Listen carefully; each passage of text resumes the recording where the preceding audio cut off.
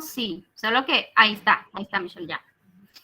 Ahí, Sí, ya va. sí. Va. Entonces, bueno, buenas noches a todos. Eh, eh, Les voy a presentar un poco acerca de lo que es anafilaxia, que es una patología que yo pienso que es importante para ustedes que son pediatras y que pueden estar atendiendo en alguna urgencia o que puedan estar en el hospital paseando en algún momento y tal vez se topen con algún casito, ¿verdad? Entonces, yo les quería presentar un caso.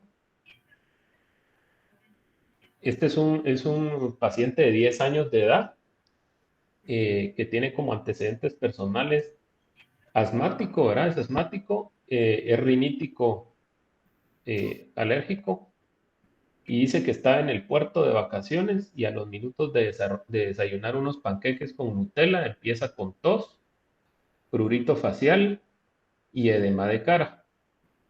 Inmediatamente le aplican salbutamol, pues, obviamente como era asmático, ¿verdad? Tenían su bombita ahí y le dan a tomar loratadina, lo cual mejora la tos. No tiene antecedentes de edema previos.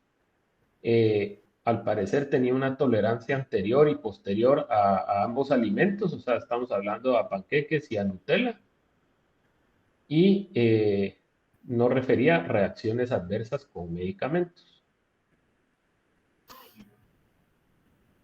Al paciente se le administra adrenalina autoinyectable, el paciente ya tenía adrenalina y acude al centro de salud donde lo evalúan y le realizan nebulizaciones con salbutamol y pulmicort.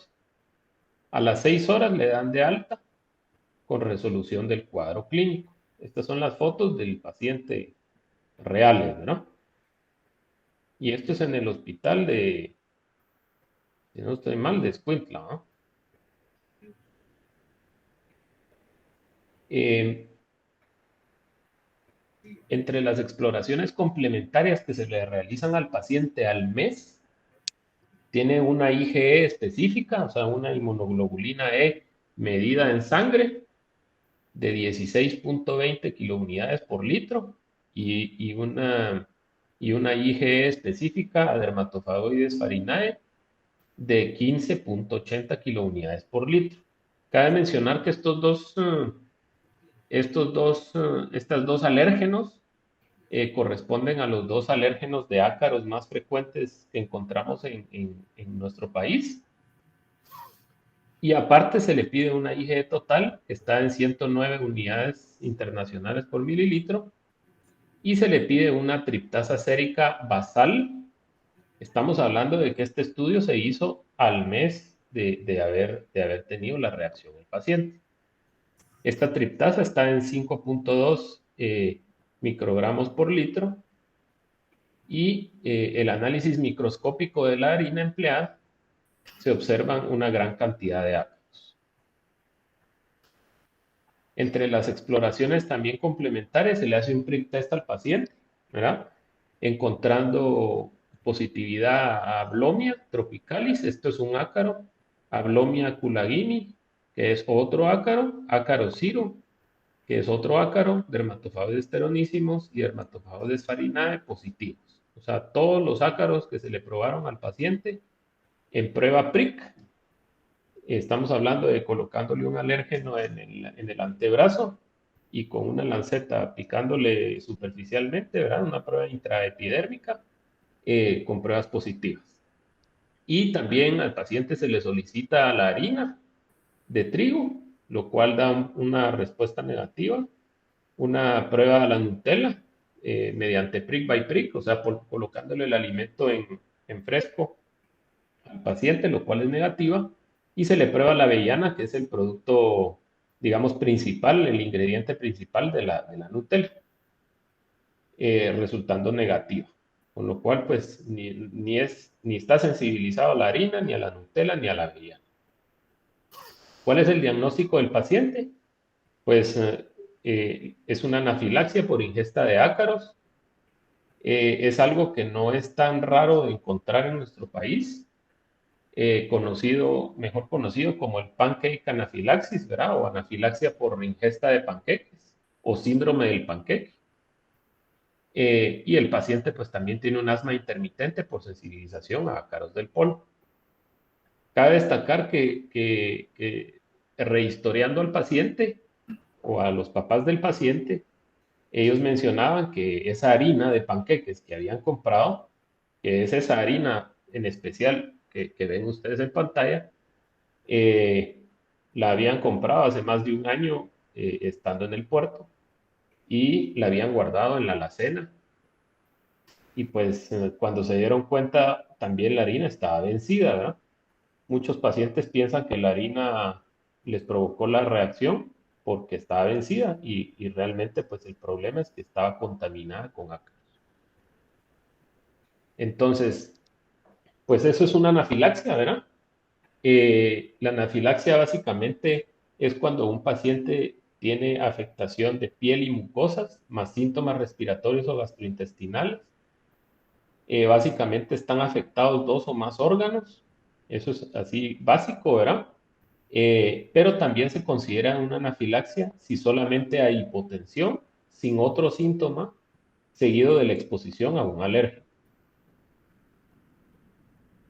Entonces, la anafilaxia se puede dividir en dos tipos, eh, en lo que llamamos anafilaxia alérgica, en donde puede implicar inmunoglobulina E, inmunoglobulina G, y también puede ser causada por complejos, ya lo vamos a ver más adelante un poquito más a detalle. Y el otro tipo de anafilaxia es lo que llamamos anafilaxia no inmunológica. ¿Cuál es la diferencia entre las dos? Lo cual no podemos saber, digamos, por medio de laboratorios. Es que en la anafilaxia, donde está implicado temas alérgicos, se encuentra elevado lo que es el PAF, que es el factor activador de plaquetas, y a su vez la histamina. Mientras que en la anafilaxia no inmunológica solo vemos elevada lo que es el PAF, no la histamina. Con lo cual, si ustedes pueden dar cuenta, en el caso segundo, que es la anafilaxia no inmunológica, pues los antihistamínicos no juegan un papel muy importante en el tratamiento, ¿verdad? En cuanto a epidemiología de la anafilaxia, existe un riesgo a lo largo de la vida de más o menos 1.6%. Estos son datos en Estados Unidos. En niños entre 0 y 4 años son los que más riesgo de hospitalización tienen debido a la ingesta de alimentos. Y existe una tasa de fatalidad en Estados Unidos de 0,63 a 0,77 de todas las anafilaxis. Entre los factores asociados con mayor riesgo de fatalidad por una anafilaxia debido a alimentos está el ser adolescente, los antecedentes de una reacción previa, la alergia a los frutos secos, ya que pues en Estados Unidos tal vez el principal causante de alergia de shock anafiláctico es la ingesta de mantequilla de maní o de manías, ¿verdad? O de cacahuete. El ser asmático también es un factor de riesgo de fatalidad en una anafilaxia. Y cuando no se presenta clínica cutánea, pues también suele ser más de riesgo para que se muera el paciente, ¿verdad? Entonces, estas son las causas más comunes de anafilaxia. En el caso de las anafilaxias relacionadas o IgE mediadas, ¿verdad? Mediadas por la inmunoglobulina E, son los alimentos, entre ellos la leche, el huevo, los cacahuetes, las nueces, los mariscos, soya y trigo. Y entre lo que son medicamentos, antibióticos, los antiinflamatorios no esteroideos. Hoy en día, pues los agentes biológicos también están causando bastantes reacciones de tipo IgE mediada, porque ya se están usando cada vez más. Agentes bloqueadores neuromusculares, barbitúricos, el látex, que también es común, la picadura de insectos, la inmunoterapia, la inmunoterapia que utilizamos bastante los alergólogos y hasta fluidos seminales, ¿verdad?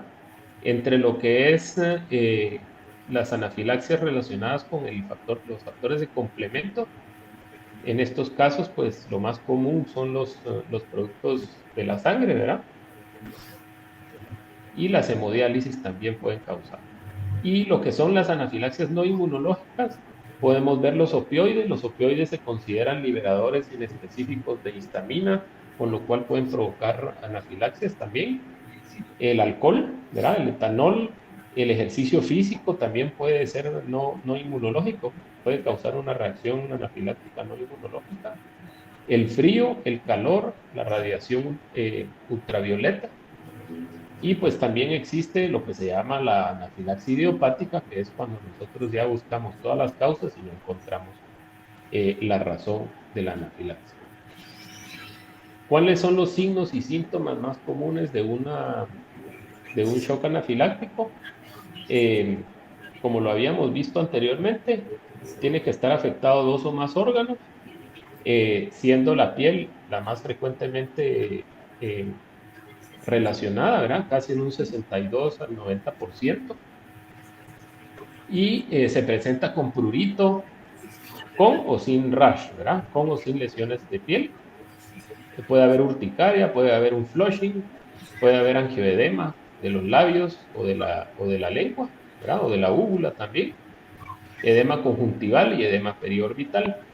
Y en cuanto a la respiración, que se ve afectada en un 45 a 70%, pues hay congestión nasal, puede haber rinitis, disnea, estridor, sensación de dificultad para tragar, las sibilancias y la hipoxia. Seguido de los síntomas gastrointestinales en un 25-45%, náusea, vómitos, diarrea y dolor abdominal. Síntomas cardiovasculares que van del 10 al 45%, diaforesis, dolor de pecho, presíncope o síncope, taquicardia, bradicardia, ¿verdad? Hipotensión o disfunción de órgano final, ¿verdad? Y el sistema nervioso, que es el que menos se ve afectado, en un 5 al 15%, ¿verdad? Donde puede haber confusión, pérdida de conciencia, hipotonía, dolor de cabeza, incontinencia o convulsiones. En cuanto al diagnóstico, estos son los criterios para el diagnóstico de una anafilaxia. El primer criterio es un paciente que experimente un inicio agudo y progresivamente rápido de síntomas, que pueden ser de minutos a horas, y que involucra piel y o membranas mucosas, más síntomas respiratorios o hipotensión. Paciente que experimenta inicio agudo de síntomas, minutos y horas después de exponerse a un alérgeno y que tiene 2 órganos involucrados. Y un paciente, el tercer criterio es que sea un paciente que experimente una disminución aguda de la presión arterial después de la exposición a un alérgeno, incluso sin presentar otros síntomas. Entre los diagnósticos diferenciales de una anafilaxia, pues hay muchos. La verdad es que la mayoría de personas piensan que un shock anafiláctico tiene que ser exclusivamente por un alimento, ¿verdad? O sea, la mayoría de personas eso piensan, o por un medicamento, y no es así. Hay otros diagnósticos diferenciales que pueden estar ocurriendo, como es el caso, por ejemplo, de reacciones inducidas por fármacos, ¿verdad? En los cuales puede haber flushing después de haber consumido alcohol, también los yecas, ¿verdad? La nicotina, las catecolaminas. En el caso, por ejemplo, de los feocromocitomas, produce síntomas muy parecidos a una anafilaxia. Síndromes carcinoides también. El cáncer medular de tiroides también produce todos estos síntomas. Otro que es bastante común en el sentido de que se parece mucho a una anafilaxia, que tal vez no es tan común, pero es común que se confunda, son los síndromes de activación mastocitaria. Estamos hablando de enfermedades que involucran la función de los mastocitos. que prácticamente tiene los mismos síntomas de una anafilaxia, ¿verdad? Y hay que considerarlos en pacientes, por ejemplo, que tienen lesiones papulares que les aparecen en la piel, ¿verdad? Y como lo ven aquí, pues está descrito el signo de Darrier, que soporta bastante el diagnóstico. Es lo que nosotros llamamos, por ejemplo, en dermatología, la urticaria pigmentosa, ¿verdad? Que es la mastocitosis cutánea, o sea, lesiones que aparecen en todo el cuerpo, tipo ampollosas, y que al rascado pues se libera una cantidad masiva de histamina por los mastocitos y provoca este tipo de reacciones, ¿verdad? Eh, en este caso que hago hincapié, hay que hacer otro tipo de exámenes de laboratorio, como pueden ser biopsias cutáneas y cómo es que se llama, y ver si no tiene algún tipo de mutación, algún gen. En el caso también de los vasodepresores o reacciones vasovagales, también pueden, ¿cómo es que se llama?, dar síntomas de anafilaxia, ¿verdad? Y luego están algunos síndromes, como pueden ser los síndromes, este es el síndrome del restaurante chino que le llaman, ¿verdad? Que es por ingesta de glutamato monosódico.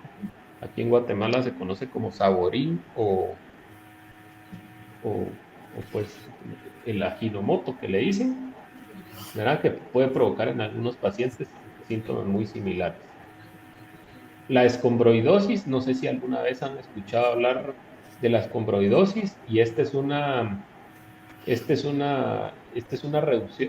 reacción inducida por comer pescados de la familia de los escombroides, como el atún, que han perdido su cadena de frío y las bacterias, al perder la cadena de frío, las bacterias empiezan a degradar eh, la, la, el aminoácido que se conoce como histidina, que puede estar en la carne de estos pescados, y se convierte en histamina.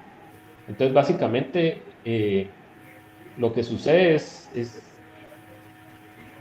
es como que hubieran ingerido una cápsula de histamina, ¿verdad? Entonces tienen una reacción bastante parecida a un shock anafiláctico, y no es más que una pérdida de cadena de frío del pescado que están consumiendo, ¿verdad? Y luego, pues hay enfermedades no orgánicas que se parecen bastante también a una anafilaxia, como son los ataques de pánico, la disfunción de cuerdas vocales también, el estridor que se llama estridor Munchausen, ¿verdad? Que es una anafilaxia facticia, ¿verdad? Eh, Prácticamente como mental, ¿verdad? El tema. Y también hay anafilaxias eh, somatomorfas que le llaman, ¿verdad? Y luego existen también lo que es el angioedema hereditario acompañado de rash, que pareciera también una anafilaxia, ¿verdad?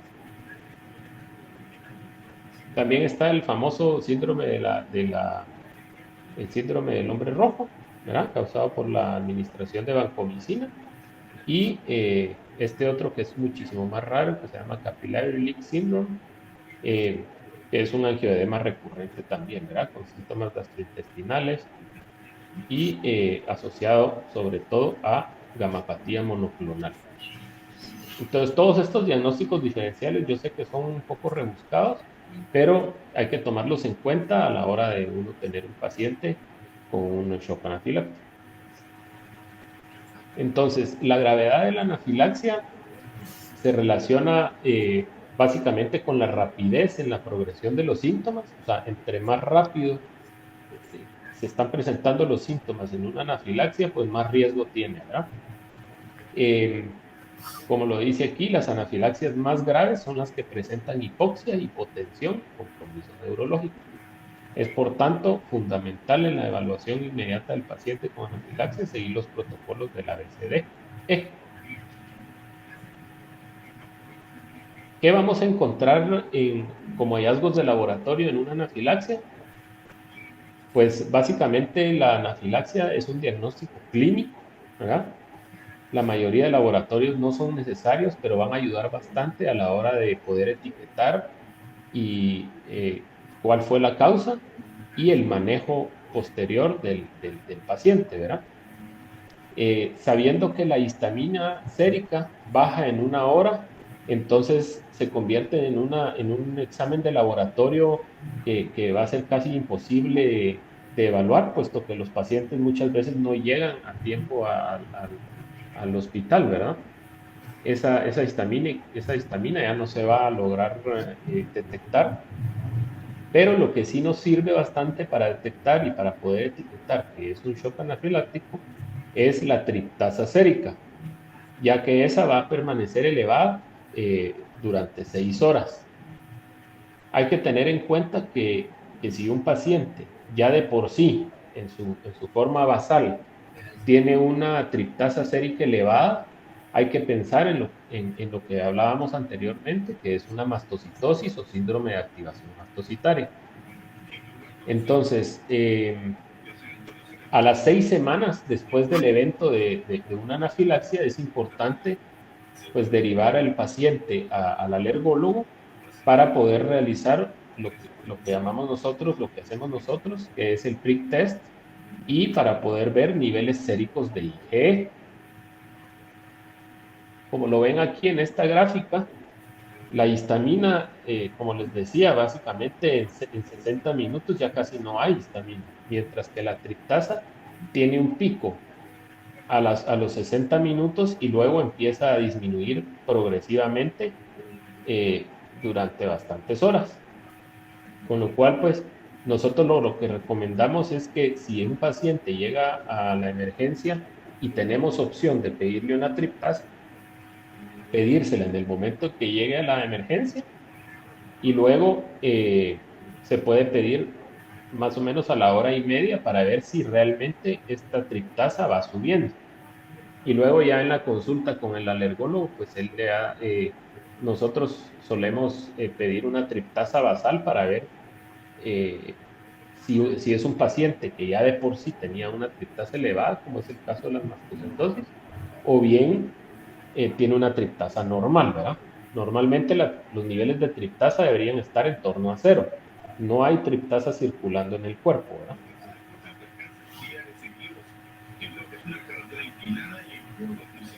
Va, entonces aquí lo que tenemos es un diagrama de flujo eh, donde pues vemos cómo se diagnostica la anafilaxia, ¿verdad? En qué tenemos que pensar: alimentos, medicamentos, picaduras de insectos, ejercicio, el medio ambiente o de forma espontánea, ¿verdad? Si hay síntomas que aparecen de forma súbita y que afectan 2 o más órganos, con hipotensión, edema laringio o colapso cardiovascular. Entonces, como biomarcadores tenemos la triptasa. Si la triptasa en esos pacientes está normal, pues entonces le podemos hacer una prueba PRIC, ¿verdad? 4 a 6 semanas después del evento, una IgE específica, ya puede ser en sangre, ¿verdad? También, o un test de activación de basófilos, lo cual no se hace aquí en Guatemala, ¿verdad? Y esto nos va a dar prácticamente la respuesta de cuál fue el causante de la alergia, ¿verdad? Entonces, aquí, pues, si estas pruebas resultaron negativas, se le puede diagnosticar al paciente de anafilaxia idiopática, pues no se encontró la causa, ¿verdad? O una anafilaxia inducida por ejercicio, que en este caso, eh, pues no hay una IgE específica frente al ejercicio, ¿verdad? Y en el caso de que encontremos algo positivo, pues ya se le cataloga como una anafilaxia específica frente a un alérgeno, ¿verdad? Y en el caso de las triptasas elevadas, como les decía, pues ya se va complicando un poco el diagnóstico, ya que pues ya va a haber que ir pensando en síndromes un poquito más raros, como puede ser el tema de las mastocitosis, ¿verdad? Y en los cuales pues haya que hacer un tipo de biopsia de médula ósea. Esto ya son diagnósticos un poquito más rebuscados, pero que vale la pena tener en mente, porque puede ser que sea un paciente que necesite ese diagnóstico, ¿verdad? Entonces, ¿qué es lo que hacemos en el manejo agudo del paciente? Llega el paciente con un shock anafiláctico Lo principal, pues, es la epinefrina o la adrenalina, que es lo mismo, ¿verdad? Y la dosis que se pone en un niño es de 0,01 miligramos por kilo, siendo la dosis máxima de 0,5 miligramos, ya en niños un poquito más grandes, ¿verdad? Es importante como segundo paso retirar el alérgeno. Eso lo digo porque obviamente, pues, si fue algo que consumió el paciente, pues ya no se le puede retirar, ¿verdad?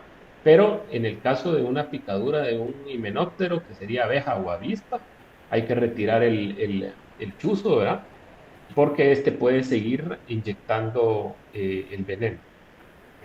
Número 3, pues resucitación cardiopulmonar, ¿verdad? Es importante como cuarto paso la posición del paciente, ¿verdad? O sea, sobre todo si hay un colapso cardiovascular, pues hay que, o el paciente está como en un síncope, ¿verdad?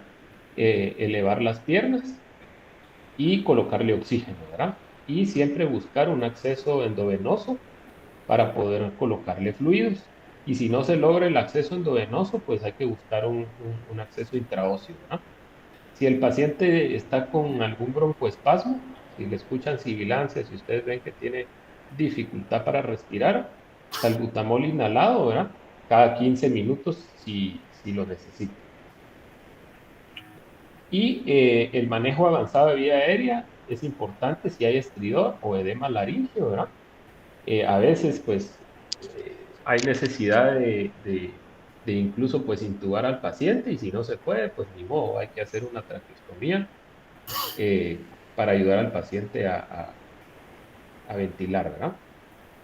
Si hay hipotensión refractaria, pues ya son temas un poquito más complejos.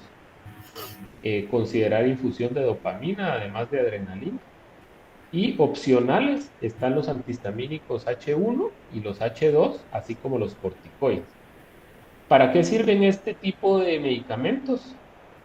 Pues es muy sabido que en los shocks anafilácticos pueden haber reacciones bifásicas y eso hay que tener mucho cuidado. Estamos hablando son pacientes, por ejemplo, que llegan con un shock anafiláctico, ustedes les ponen la adrenalina y básicamente a los 30 minutos o menos pueden hacer otro shock anafiláctico. Entonces hay que tener cuidado, por eso es que es importante la infusión de esteroides para proteger de ese segundo pico de anafilaxia que pueda tener el paciente.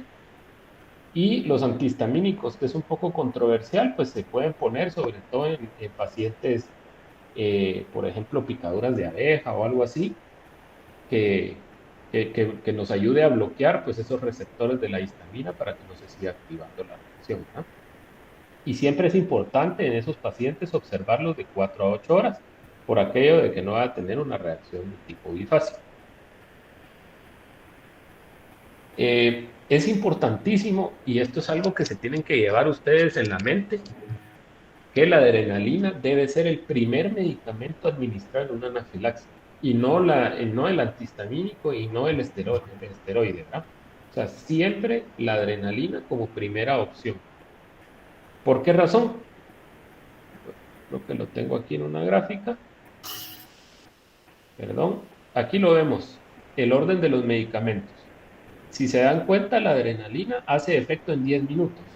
O sea, en menos de 10 minutos ustedes ya tienen contrarrestada la reacción. Si ustedes piensan que el antihistamínico es el que le va a quitar la reacción, ¿se dan cuenta? Van a esperar 1 a 4 horas, ya va a estar muerto el paciente, ¿verdad? Y no digamos el esteroide, la hidrocortisona, por ejemplo, de 2 a 4 horas para que tengamos el pico de acción. Con lo cual, el tratamiento de una anafilaxia o de un shock anafiláctico es adrenalina como primera opción. Y también que sea IM, ¿verdad, doctor? Y Karen. Ah, sí, importantísimo. Ahorita lo voy a explicar en una gráfica, lo vamos a ver. En el manejo a largo plazo, ahí está lo de la adrenalina que les voy a comentar. Siempre se tiene que tener un plan de acción en caso de emergencia, ¿verdad? Siempre se lo tienen que decir al paciente. Es importante que el paciente lleve con él 2 autoinyectores. En Estados Unidos, pues venden esos autoinyectores. En Guatemala no hay posibilidad de comprarlos, ya que son bastante caros. y caducan básicamente en 18 meses, ¿verdad? Entonces muchas veces el paciente invierte mucho dinero y no lo utiliza y se le caduca, ¿verdad? Eh, y como lo ven aquí, también hasta un 30% de los pacientes pueden llegar a necesitar dos aplicaciones por aquello de las reacciones bifásicas, ¿verdad? Hay que mantener este tipo de adrenalina que ustedes mismos pues pueden preparar, ¿verdad? Entre 20 y 25 grados. Es importante que el paciente lleve un tag que diga alérgico a antiinflamatorios o alérgico a picadura de abejas o a lo que sea, ¿verdad? Y importante también la referencia a un alergólogo para que obviamente se identifique bien la causa, ¿no? Y para mientras, en lo que se refiere al alergólogo, pues que evite que haga un listado de los alimentos que consumió el paciente o un listado de los medicamentos que consumió y que se sospecha que pueden ser la causa de la reacción para que pues no se vuelva, para que no vuelva a suceder, ¿verdad? Y luego pues ya hablar acerca de la inmunoterapia o la desensibilización que pudiera ser una, un tratamiento más a largo plazo para poder superar o evitar un desenlace fatal, ¿no? En un futuro. En cuanto a la adrenalina, como lo estaba diciendo el doctor que habló hace un segundito, la vía de administración es intramuscular y no es subcutánea y no es eh, tampoco por vía endovenosa, ¿verdad? La vía endovenosa se utiliza, pero ya cuando el paciente lo tenemos monitorizado en intensivo o en otro lugar, pero no en una emergencia, ¿verdad? En una emergencia tiene que ser la vía intramuscular, ya lo vamos a ver en una gráfica. La dosis pediátrica es de 0,01 por kilo de peso, ¿verdad? En mayores de 30 kilos de peso, la plumía es de 300 microgramos. En mayores de 15 kilogramos o menores de 30 kilogramos, la plumía precargada es de 150.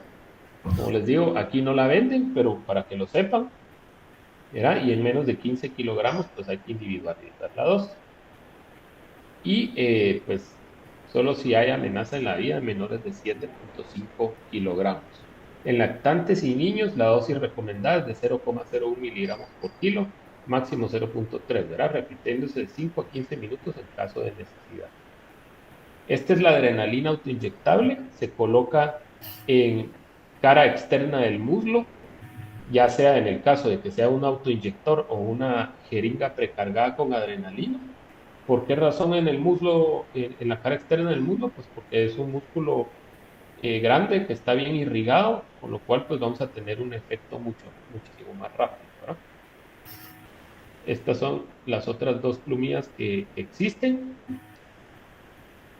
Eh, Básicamente esta es la que se usa para mayores de 30 kilogramos o adultos y esta es la para menores. También se puede hacer por por medio de jeringas de insulina, por ejemplo, ¿verdad? Y pues nosotros tenemos ampollitas con epinefrina, estas se pueden encontrar en las emergencias, ¿verdad? En la emergencia del hospital. Y básicamente, pues, estamos hablando de que tenemos que llevar la jeringuita 0,3, eh, 0,3 en el caso de de los 300 microgramos o 0,15, ¿verdad? Que es en el caso de los niños más pequeños. Y aquí está la razón por la cual la adrenalina tiene que ser por vía intramuscular. Si se dan cuenta, la gráfica negra es donde vemos la absorción que es muchísimo más rápida de la adrenalina cuando se coloca por vía intramuscular, ¿verdad? Comparada con la absorción que tiene la adrenalina por vía subcutánea. Si se dan cuenta, la absorción es muchísimo más lenta en el caso de la subcutánea. Incluso hay un pico hasta los 120 minutos, mientras que en la intramuscular, que es lo que necesitamos como efecto muchísimo más rápido, pues va decayendo básicamente la dosis con el tiempo, ¿verdad? No digamos si esto se administra por vía endovenosa, pues pueden causarle al paciente incluso pues hasta pánico, ¿verdad? Porque es una taquicardia muy severa la que puede provocar al paciente. Esta era la gráfica que les enseñé. En cuanto a la fisiopatología de la anafilaxia, yo me imagino que ya ustedes les dieron la clase de cómo se sensibiliza el paciente, ¿verdad? Eh, Prácticamente, pues cuando el paciente se ha expuesto a un alérgeno, en el caso de las reacciones IgE mediadas, pues al principio pues hay una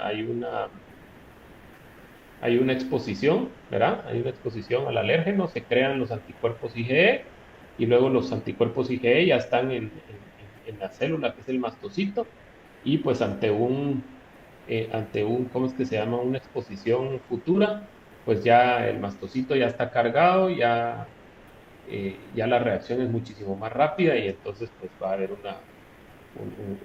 una reacción, una liberación mucho más rápida de mediadores, ¿verdad? Este es el mastocito. Como lo ven, el mastocito es una célula compleja, es una célula bastante grande que está llena de histamina por dentro. Y este esquema es bastante interesante porque separa lo que es una activación inmunológica. En este caso, pues es la convencional que todos pensamos, ¿verdad? Que es por activación de la IgE y el antígeno, ¿verdad? Entonces, por decirlo así, la clásica anafilaxia, pero también puede haber activación por IgG, ¿verdad? Y por otros receptores que conllevan a la degranulación del mastocito, ¿verdad? Pero también hay otros que son activaciones no inmunológicas, por ejemplo, por el KIT, por el gen del receptor que se llama KIT, ¿verdad? Esto es en el caso de las mastocitosis. Eh, Activación directa, por ejemplo, como lo es la vancomicina, ¿verdad? Algunos patógenos que pueden activar directamente, ¿verdad? En el caso de los opioides, por ejemplo, hay un receptor de opioides que activan directamente el mastocito. Activación del PAF, que es el factor de activación plaquetaria, ¿verdad? Y, por ejemplo, en el caso de algunos medicamentos como son quinolonas, pueden activar este otro receptor, ¿verdad? Y incluso pues las hormonas también pueden activar el mastocito y hacer que se libere eh, la histamina. Bueno, y esto pues tal vez no es tan importante para ustedes que lo sepan, ¿verdad? Pero estos son los casos en los cuales, eh, por ejemplo, en los casos en los cuales hay una activación eh, por medio del complemento, ¿verdad? Y un shock anafiláctico por medio del complemento, en estos pacientes incluso no se puede ni siquiera desensibilizar al paciente, ¿verdad? En los casos convencionales, en los cuales, por ejemplo, el paciente es alérgico a, qué sé yo, a la quimioterapia, ¿verdad? Al paclitaxel o a la oxaliplatino, se puede desensibilizar al paciente con facilidad y evitar que el paciente utilice el de segunda línea, por ejemplo, ¿verdad? Porque estaba mejorando con el de primera línea, ¿no? Estos son los mediadores de una anafilaxia, ¿verdad? Eh, ¿Y cuáles son los síntomas que provoca? Ahí lo pueden ver en detalle. Y a modo de resumen, pues la anafilaxia es una reacción grave de instalación rápida y potencialmente mortal. Su diagnóstico es eminentemente clínico. Que sepan que puede tener una causa alérgica o una causa no alérgica. O sea, no todo lo que pica, no todo lo que es shock anafiláctico tiene que ser verdaderamente una alergia, ¿verdad? A algo. Puede ser no alérgico. El tratamiento de elección es la adrenalina, sí o sí. La dosis pediátrica de adrenalina es de 0,01 miligramos por kilo de peso, ¿verdad? Eh, Hay que primero tratar la reacción de forma inmediata y luego indagar sobre la posible causa de la reacción. Recuerden que hay que esperar incluso hasta 6 semanas después de la reacción para poder hacer el estudio. De nada sirve mandar al paciente al alergólogo en una semana para que haga el estudio porque no va a poder hacer absolutamente nada más que mandar a hacer algunos exámenes de laboratorio. Es importante decirle al paciente que registre los alimentos, medicamentos, o sea, bien la historia clínica detallada de qué fue lo que consumió, de qué fue lo que le administraron, las actividades realizadas antes del inicio de la reacción. Existen reacciones en las cuales uno de los cofactores que provocan que haya una anafilaxia, sea el ejercicio o los antiinflamatorios no esteroideos, hay que tomarlo en cuenta eso. Y todo paciente con antecedente de anafilaxia debe portar adrenalina. Y solicitar toma de muestra para medición de triptasa es importante en el cuadro agudo, nos ayuda bastante a nosotros a, digamos, a etiquetar bien si realmente fue un shock anafiláctico o es otra enfermedad más diferente, ¿verdad? Y para evaluación posterior por el alergólogo, que es de gran ayuda. Entonces, no sé si tienen alguna pregunta, eh, si tienen alguna duda, o todo les quedó claro. ¿Alguien había pedido la palabra? No, creo que Pablo, no. A ver. Ah, sí, pero es que era por que había discutido con el doctor cuando roté por Inderma que ahora nuestra compañera le dio una subreacción alérgica a la vacuna y le pusieron la epinefrina IM. La Y cosa ve, es y ve. IV, perdón, ajá, IV. Y Ajá. entonces se la llevó la gran diabla ese rato. Ahí está en la Sí, cámara, la pueden ver. Que es Sí, no, fluid. la sí, verdad que entonces ese es el tema, ¿no? puede ser Complicado. peligroso, ¿ah? Ujú. ¿No? Sí. Puede ser intramuscular. Y ¿Alguien más después, tiene alguna duda? interesante lo de la triptasa y cómo funciona.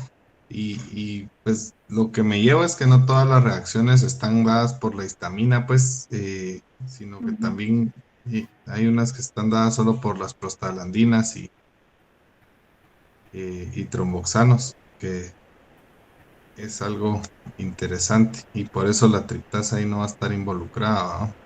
Ahora, lo que no entiendo es cómo las reacciones, digamos, a alimentos, esas en teoría sí están, pues, La mayoría están son bien. IgM mediadas. Lo que Ajá. sucede, por ejemplo, las reacciones extrañas, por ejemplo, que nosotros, no sé si Rosina tiene también algunos pacientes así, pero por ejemplo, nosotros tenemos pacientes que consumen, por ejemplo, un ejemplo, una manzana verde y no le pasa absolutamente nada. Pero, por ejemplo, consumen esa manzana verde y salen a correr Ujú. y les da un shock anafiláctico, ¿verdad? Entonces, eso es lo que nosotros conocemos como anafilaxia inducida por alimentos y ejercicio. O Mm, sea, y se los decía en la presentación que, por ejemplo, el ejercicio, así como los antiinflamatorios, así como, por ejemplo, los periodos menstruales en las mujeres, pueden ser cofactores para producir anafilaxia, ¿verdad? No necesariamente la anafilaxia es solamente por consumir el alimento, o sea, puede haber una combinación de factores que provoque ese tipo de reacciones, ¿verdad? Yo creo que Rosina, usted tiene una paciente ahí con trigo, ¿verdad? O un paciente Sí, tengo un paciente con trigo con... y tengo el más claro, es un niño que tiene con frutas y ejercicio, cabal, hizo ya ha hecho 2 anafilaxis, una con manzana y otra con melocotón, que es lo que come mientras está entrenando básquet, que es lo que juega en el colegio, y está entrenando y luego va a comer una fruta y sigue y le han dado 2 anafilaxis así, ¿verdad? Pero los papás un poco en negación, no, pues no han hecho muy bien el seguimiento, pero sí tiene claramente con ejercicio la anafilaxia. Y otro con trigo, que esa también puede ser más común, ¿verdad? Trigo ejercicio también se da, que también, ¿qué? La paciente. Entonces, pues importante todo lo que dijo el doctor. Muchas gracias por su excelente presentación, Michelle. Yo creo que les dijo más que lo básico, ¿verdad? Lo que nos interesa a nosotros es que ustedes aprendan muy bien a manejar, primero identificar, ¿verdad? Identificar qué paciente es una anafilaxia y no una simple urticaria angioedema, que es muy importante porque sí hemos visto muchos pacientes llegar a la consulta externa que tienen la historia que cuando llegaron a la emergencia los evaluaron y les pusieron su típico antihistamínico de primera generación, que es lo que hay en el hospital, y su corticoide, ¿verdad? Su corticoide. Y cuando nosotros preguntamos muchas veces sobre los síntomas, eran anafilaxias algunas veces, ¿verdad? Aunque sean leves, una vez tengan 2 sistemas, eso es una anafilaxia. Entonces, tienen que hacer un examen físico completo y una historia bien hecha para ver si el paciente que tiene urticaria no tiene dolor abdominal, no ha vomitado, no tiene una rinitis, digamos, que en el momento se ha agudizado importante, tos, sibilancias. Hay muchos pacientes que se les han ido, ¿verdad? Que son anafilaxias, como les digo, aunque sean leves. Y a veces pasa también que urticarias que son muy extensas o son como muy intensas, con angioedemas, solo son eso, no son una anafilaxia, no tienen otro síntoma en otro sistema, y los tratan con adrenalina, los tratan como anafilaxia porque los ven como que si una urticaria es muy, muy grave, muy intensa, es una anafilaxia, y no es así. Entonces, aprender cómo a diferenciar bien cuál es una anafilaxia y la que es tratarla con adrenalina, como sin miedo, ¿verdad? No solo es aquí en el hospital, en todos los hospitales del mundo, ¿verdad? Incluso con Michelle, pues estuvimos en España los dos en diferentes hospitales y hay muchos estudios que en todo el mundo se suele tratar mal. Los médicos suelen tener como un poco del miedo, poner la adrenalina, ¿verdad? Entonces, no tener el miedo, identificar y tratarlos, ¿verdad? Saber perfectamente que puede dar estas bifásicas, súper importante dejar en observación a ese paciente, porque puede tener esta reacción bifásica, no dejarlo así rápido. Y otra cosa es, obviamente, el plan educacional, que ese paciente se tiene que ir, como dijo el doctor Urbain, con adrenalina, ¿verdad? Con el plan educacional, con el plan de hacerle su estudio alergológico a las 6 semanas. Y pues Y que se también... recuerden de la historia, ¿verdad? De qué fue lo que les pasó, ¿verdad? Porque, a ver, la mayoría de los pacientes nunca llegan a las 6 semanas. Realmente, pues, son pacientes que le dicen a uno, mire, fíjese que el año pasado tuve un shock anafiláctico, ¿verdad? Entonces, el gran problema ahí es que, ¿y qué fue lo que consumió? ¿Y qué fue lo que le pusieron? No, fíjese que ya no me recuerdo. Entonces, ahí estás fregado, porque entonces no se le puede hacer un estudio con todo. Exacto. ¿Verdad? Tiene que ser un estudio guiado con las cosas que definitivamente entró en contacto el paciente, ¿verdad? Entonces Exacto. sí es importante explicárselo a los papás y decirles, miren, anoten bien pues ahora en el teléfono se puede anotar, pues, ¿verdad? O sea, anoten bien en el teléfono qué fue lo que sucedió, cómo sucedió, si hicieron ejercicio, no hicieron ejercicio, si tomó algún medicamento o no, ¿verdad? Todo eso es sumamente importante porque va a ayudar a, a darle una recomendación un poquito más guiada también al paciente, ¿verdad? Sí, y Yo creo también que... otra cosa es que si, digamos, ustedes les dejan la adrenalina y les dan el plan educacional, el paciente vuelve a tener un episodio.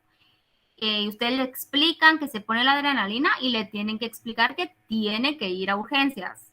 O sea, no es solo me pongo la adrenalina en mi casa y ya me quedé tranquila, no me va a pasar nada. Así es. Sino que la adrenalina siempre es me la pongo y me voy a urgencias. Y se puede repetir cada 5 minutos en el camino hasta que lleguen, pero tienen que ir a urgencias. Ahora, yo tengo una duda con eso. Cuando se les da la adrenalina, me imagino que como aquí no están las EpiPens, se les dice, la pregunta viene siendo que se les da una receta para que compren un vial, lo tengan en la casa y lo preparen con una jeringa de insulina, o cuál es la forma de... Mira, por lo general, lo más adecuado mire, vaya con el alergólogo y él le va a dar su adrenalina. O sea, eso es lo más lógico, ¿verdad? Obviamente, si es un paciente que está a saber ni dónde, pues lo mejor es prepararla uno y darle una jeringa de insulina, ya con la ampollita precargada y la metes en un papel aluminio y se la das. Pues en una bolsita hecha con papel aluminio, porque el problema es que esa gente deja la jeringa tal vez a la vista del niño y el niño se pone a jugar con la jeringa o qué sé yo, pues, ¿verdad? O sea, todo eso tiene que tener mucho cuidado uno, ¿verdad? Y la aguja que le ponen, como las de insulina son tan chiquitas, les Sí, ponen pues una... tendría que ser una jeringa de 1 ml, realmente no de insulina, porque las de insulina traen la aguja Sí, tal vez con la semiapiculada, hojita ¿verdad? Es una aguja más de larga. 1 ml con una aguja intramuscular, o que sea una de Sí, insulina, pero con aguja que desmontable, con la para que hoja les puedan poner chiquita. así es. una aguja Ajá. intramuscular normal, ¿verdad? Sí, Entonces, digamos que un poquito más larga la aguja que la de insulina, ¿verdad? Sí, ajá, ajá, entonces La que tu usamos receta, nosotros, creo yo, que es desmontable, ¿verdad? tu sí. receta puede ir así como adrenalina en aguja de 1 ml, en jeringa de 1 ml con aguja intramuscular hasta el número 3, por ejemplo, ¿verdad? Si lo que vas a poner es punto 3. Entonces, si en caso le vas a dar receta, como dice Michelle, lo ideal es que el alergólogo, o sea, que vaya al alergólogo para que le dé la adrenalina y le explique cómo usarla, etcétera, etcétera. Pero si en algún momento, pues tú el otro año vas a estar ahí en el hospital y no tienes que mandarlo al alergólogo, esa es la forma, ¿verdad? Le das tú la adrenalina y le enseñas cómo cargarla, y el tamaño de la aguja es súper importante. Irwin, creo que Ok. tienes una pregunta, Irwin Rivera. Sí, doctora, perdón. Tengo, bueno, un par de preguntas. Por ejemplo, yo tengo entendido que en una anafilaxia se pueden repetir las dosis de adrenalina. Tal vez no Sí. me quedaba claro cuántas dosis se podrían repetir y con qué frecuencia repetirlas. A 10, 15 minutos, ¿verdad? Dependiendo un poco de Ajá. la reacción, si está controlada. A ver, lo ideal, eh, pues obviamente es poner adrenalina y luego ponerle el antihistamínico y darle el esteroide, ¿verdad? Para tener tal vez un bloqueo de esa reacción bifásica, ¿verdad? Porque como lo Otra, viste en la otra, gráfica, ajá. el esteroide va a hacer efecto, pero mucho más tardío, ¿verdad? Y el Otra pregunta, antihistamínico por ejemplo, también. una vez me consultaron por un paciente que no era anafilaxia, era una urticaria realmente, pero era de aquel típico paciente que como no mejoraba, se tomó 4 o 5 Istaprin incluso. O sea, eran como 60 miligramos o 50 miligramos de Istaprin.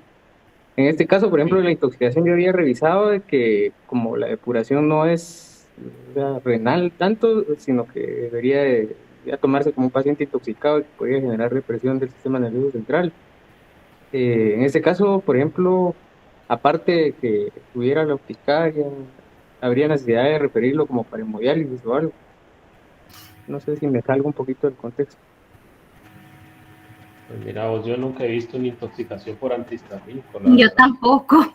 Yo tampoco, mira, Pero porque al final podemos usar dosis súper, súper altas, ¿verdad? Entonces sí, Ajá, nosotros en alergia usamos hasta cuatriplicamos la dosis cuando es necesario. así es. Obviamente Y la tengan su mayoría de consumo de estudios, alergia. sí, la Ajá. mayoría de estudios, por ejemplo, con antihistamínicos de nueva ujú. generación, se sube incluso la dosis hasta 80 miligramos de antihistamínicos, ¿verdad? Como decía, por ejemplo, en el caso de la bilastina, que es de los antihistamínicos más nuevos, incluso se han probado 80 miligramos de antihistamínico más alcohol, por ejemplo, Ujú. ¿verdad? Y no se ha visto realmente No efectos pasa nada. secundarios, ¿verdad? Es Ujú. que eso lo Más pregunta que el Irving del para cuando alcohol. no puede Solo falta dormir. el alcohol. Eso lo pregunta Irving para cuando no puede conciliar el sueño. Para eso que se tome una hidroxicina. Ajá, mejor. Avi, ¿tienes una pregunta? Hola, sí, buenas noches. Gracias, doctor, por su clase.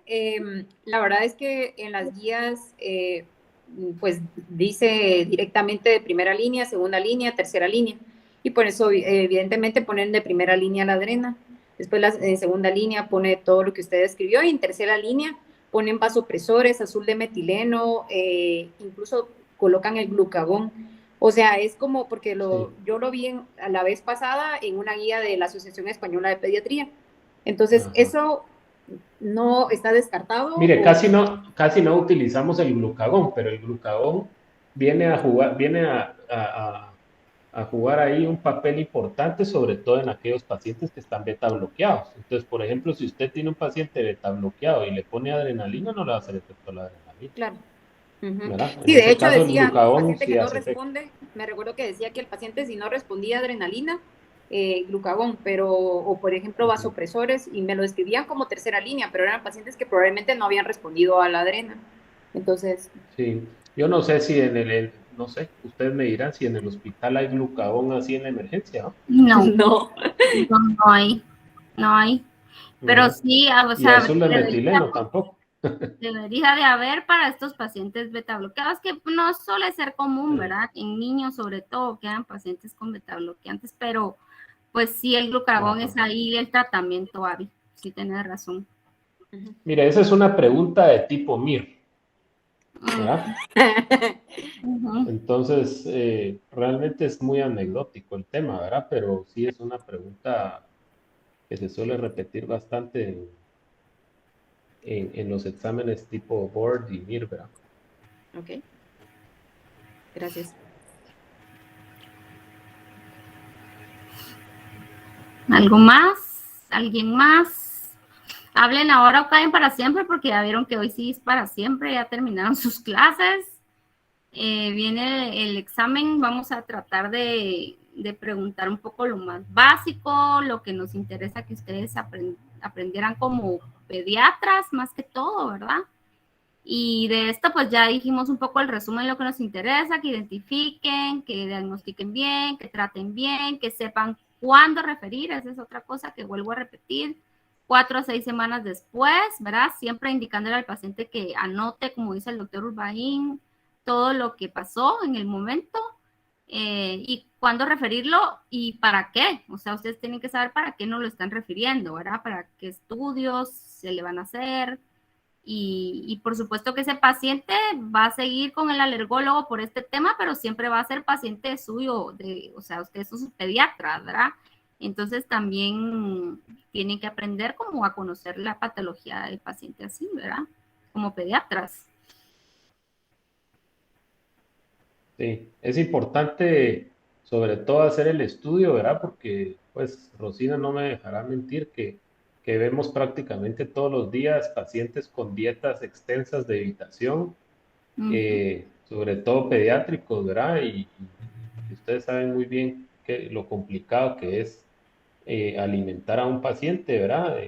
Y sobre todo evitarle un montón de cosas para que el paciente empiece con problemas de desnutrición, etcétera, ¿verdad? Entonces no tiene sentido dar dietas así de evitación si no tenemos realmente un diagnóstico claro, ¿verdad?